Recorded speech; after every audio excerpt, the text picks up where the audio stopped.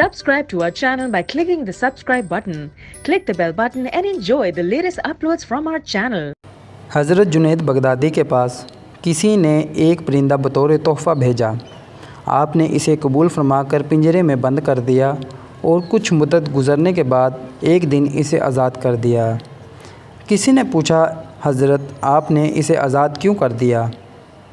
آپ نے فرمایا، مجھ سے اس پرندے نے بڑی منت سے کہا تھا، اے جنید، افسوس ہے کہ تو اپنے دوستوں سے ملاقات کا لطف اٹھائے اور مجھے میرے دوستوں سے ملنے سے دور رکھے اور پنجرے میں بند رکھے۔ مجھے اس پر رحم آیا اور میں نے اسے چھوڑ دیا۔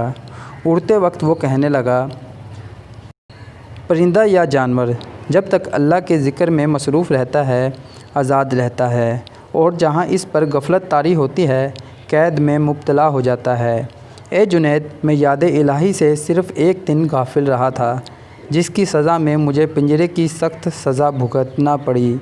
ہائے ان لوگوں کا کیا ہوگا جو اکثر اوقات اللہ کے ذکر سے غافل رہتے ہیں۔ اے جنید، میں آپ کے سامنے پکا وعدہ کرتا ہوں کہ آئندہ کبھی اللہ کے ذکر سے غافل نہیں رہوں گا۔ یہ کہہ کر وہ پرندہ اڑ گیا۔ پھر وہ پرندہ حضرت جنید بغدادی کی زیارت کے لیے آتا اور ان کے ہمراہ دسترخوان پر دانے وغیرہ بھی کھایا کرتا تھا۔ جب حضرت جنید بغدادی کی وفات ہوئی تو یہ پرندہ بھی زمین پر گر کر اسی وقت مر گیا۔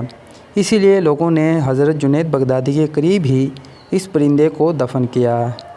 بعد وصال کسی نے خواب میں حضرت جنید بغدادی کو دیکھا تو پوچھا، آپ کا کیا حال ہے؟ انہوں نے جواب دیا، چونکہ اس پرندے پر میں نے رحم کیا تھا اس لیے اللہ نے مجھ پر رحم کیا۔